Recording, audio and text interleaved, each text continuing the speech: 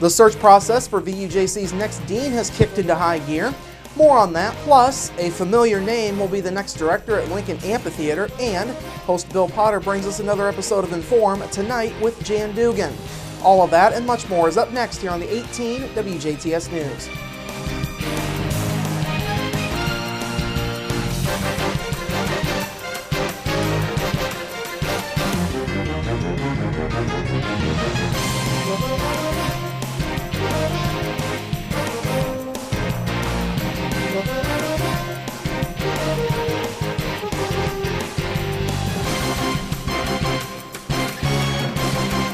Hello, I'm Bradford Raths. We begin with the search for VUJC's next dean moving into high gear.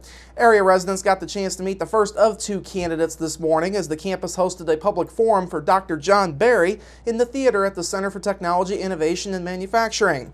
Berry has previously served as the Dean of Students and Director of Student Affairs at Ohio State University's regional campus in Newark, Ohio, along with Central Ohio Technical College, also in Newark. Other previous experience includes being Vice President for Student Services and Student Development at Cape Fear Community College, which is in Wilmington, North Carolina. He earned his doctorate degree in philosophy at Ohio State University's main campus back in 2009. Berry told the crowd he has fallen in love with the Midwest over the last few years. He says there is one major theme that has drawn him to VUJC and Du Bois County as a whole. It is a very connected environment, a very connected community, one that I think has a rich and robust history, but a vision for the future. And you don't always see that together. So I think the opportunity is there, and I would say that Alan Johnson has done a fantastic job. And it's nice to be able to have somebody hand something to you that's already doing really well. Berry answered several questions during the hour-long forum. Topics ranged from program offerings to faculty retention. Berry also laid out plans for the first 100 days of his tenure should he be chosen as the new dean. Ideas discussed included listening, learning, and leading, working with the community, and an initiative he would implement to increase enrollment. Berry says his goal would be to have 1,200 students enrolled at VUJC by the year 2020, a plan that he called 12 by 20. The VUJC campus currently has an enrollment of 700 students. Now, there is one more public forum to be held. That one will be for Chris Gray and will be held next Friday, July 17th at 9 a.m., again in the CTIM building. A new dean is expected to be named in time for the start of VUJC's fall semester on August 24th. That person will replace Dr. Alan Johnson, who is retiring after 9 years on the job and more than 40 years in higher education. A former Ferdinand town manager has landed another high-profile job. In a news release, Lieutenant Governor Sue Ellspermann announced that Mark Stedzik will be the new director of Lincoln Amphitheater. Ellspermann says the state is excited to have Stedzik's leadership and expertise as a new era begins for Lincoln Amphitheater. She says Lincoln Amphitheater will continue to tell the story of Abraham Lincoln's life in Indiana and how it shaped him into the leader he became, all while working to attract a variety of new performances to the facility. Stedzik most recently served as the Marketing Communications Manager for Kimball office in Jasper. He was Ferdinand's first town manager and served in that role from September of 2007 through August of 2013 when he left for Kimball. Stedzik has also been the executive director of the Ferdinand Chamber of Commerce, along with previous work for the City of Fishers and the state's Department of Education. A Ferdinand native, Stedzik earned his bachelor's degree at Franklin College and a master's degree from Oakland City University. He began his new role this week. Now, the amphitheater, which is located in Lincoln State Park, is under new management. Management will be a collaborative effort between the Indiana Department of Natural Resources and the Indiana Office of Tourism Development. Lincoln Amphitheater first opened back in 1987, and its 1,500-seat capacity makes it one of the largest covered amphitheaters in the U.S. It's closed this year for maintenance and repairs. State officials say the new management effort, is designed to maximize the amphitheater's regional impact. The state will celebrate its bicentennial next year, and officials say Lincoln Amphitheater will be very visible and impactful during the 2016 season. The news just keeps getting better for Jasper City officials. According to a recent report from NerdWallet, Jasper was named the 9th best place in Indiana to start a business. There were 99 Hoosier cities in all to make the list. The report was compiled using the most recent U.S. Census data. NerdWallet's report cites Jasper's high average revenue per business along with low monthly housing costs and low unemployment. The average revenue for businesses in Jasper is at $2.28 million. An average housing cost was reported at $740 a month, and the reported unemployment 3.7%.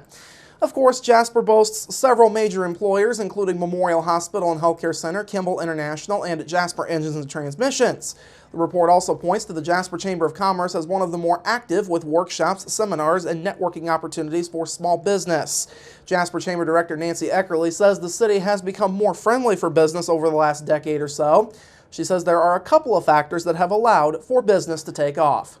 First of all, working on the sign ordinance has made a big difference because there's not as many hoops to jump through on the sign ordinance, and making sure that the zoning laws are properly in order and those type of just the first connection when someone says they either come here at the chamber or they go to City Hall and they say, I want to start my own business. It's the direction we head them in. Either we sit down with them, they sit down with them at City Hall, or we head them in the direction of the Small Business Development Center. Bluffton was at the top of NerdWallet's list. The only other local city on the list was Boonville, who came in 15th. Now, the city's business climate will undergo a bit of a change. Sternberg's Furniture announced yesterday that it will be moving out of its location on the downtown square out to new space in the Southgate Shopping Center. Eckerly says, though the move will impact downtown, the downtown location should fill quickly. I think any time that you have a building, in our case, right on the square, that's always more attractive. And that Sternberg building, of course, also has access to Newton Street, which has good visibility. So it's kind of the best of both worlds. You can read the full report by going to nerdwallet.com. The DuBois County Emerging Leaders are among those continuing the conversation about moving our area forward. The group hosted an open discussion with community leaders last night at the DuBois County Community Foundation offices.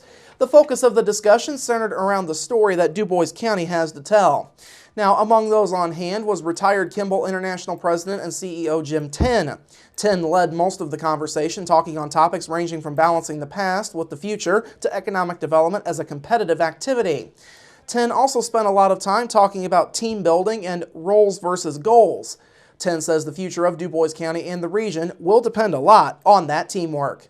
We have a community with a great deal of diversity, a lot of talent, a lot of breadth, and a lot of depth.